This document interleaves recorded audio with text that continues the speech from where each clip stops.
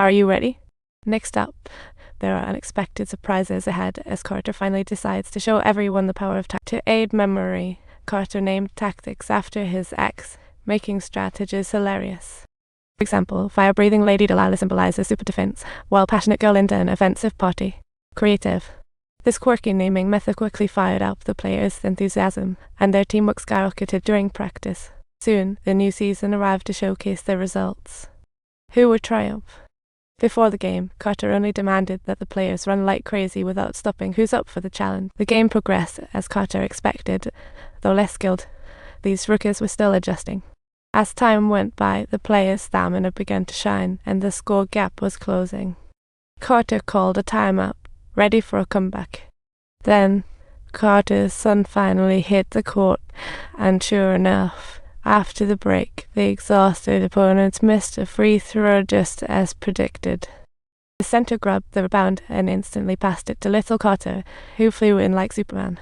He made an easy layup, and the score was narrowed down to just 1 point. The upcoming counterattack was guaranteed to be spectacular. The center intercepted a long pass past a waiting little Carter, who dazzled like a magician. Ultimately, they thrilled with the comeback, and little Carter gained teammates' approval. What a rush! This hard-earned victory felt like the first spring of the new season, and they decided to hit a restaurant to celebrate. However, departed Cruz came to dampen spirits, saying the opponent was a softie. Even winning wasn't worth celebrating, but the teammates were blissfully unaware, making Cruz quite salty. Although basketball was Cruz's true love, he was now tiptoeing on the edge of the law, which left him feeling pretty bad. After deep thought, Cruz decided to turn over a new leaf and asked Carter to rejoin the team. But Carter slapped him with a time limit that was on point. He had to get back in 2 days. Everyone knew this was practically impossible, and Carter figured Cruz would back off. In the pursuit of his passion, Cruz boldly decided to plunge forward. There was no turning back. Meanwhile, the players were burning rubber under Carter's watchful eye, and something amusing happened. Cruz was drenched in sweat yet showed no signs of giving up. His perseverance and determination deeply caught everyone's eye. His stamina stirred Carter's emotions, and he couldn't help but ask what Cruz's deepest fear truly was. For Cruz, he didn't yet know what he feared the most, but he had an incredible yearning to get back on the court. Friday was the day for showcasing results, and although he was completely drained, he knew he still needed 500 push-ups to gain the approval of charging in. Though Carter admired his grit, he still asked him to leave. Rest was non-negotiable. Just as Carter was about to end practice and head home, a player suddenly stood up, bursting with the will to survive. Seeing Carter nod, he started cranking out push-ups like a machine. Talk about team spirit. Soon, more and more teammates stood up, building a sturdy wall for Cruz. Even little Carter, who had little connection, jumped in without hesitation, and the power of unity skyrocketed. With Cruz back on the team, their overall strength skyrocketed, and they cruised through the next games. However, before every game, Carter would ask them about their inner fears, though they brushed it off like it was a silly question.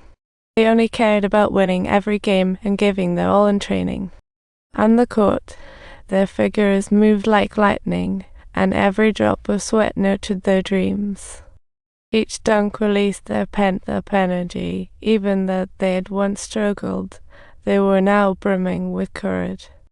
The team achieved 4 consecutive wins, but this joyous feat made them a bit too full of themselves. Victory went to their heads, and the players started acting out on the court, even taunting opponents after scoring. Carter was furious about this and firmly questioned them. "Have you forgotten last season's record?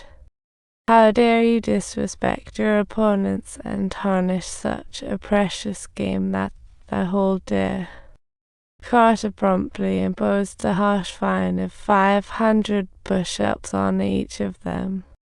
He thought this punishment would rein them in, but to his surprise, they had completely disregarded the contract. Carter required them to attend class in the front row, but Lyle was in the hallway jamming like a true artist. Even more absurd, Senator Bartle hadn't attended a single class all semester, but how is that even possible?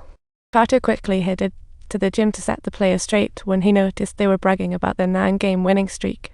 Carter asked them what they wanted out of this basketball season, and someone actually said they wanted a state championship.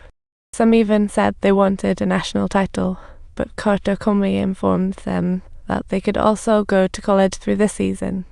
To change lives, they must attend class. Bartle's absences led Carter to bench him. In frustration, Bartle left the team, thinking he could simply play good basketball and find a bright future. Perhaps he never considered what his future would be like. He's such an innocent kid.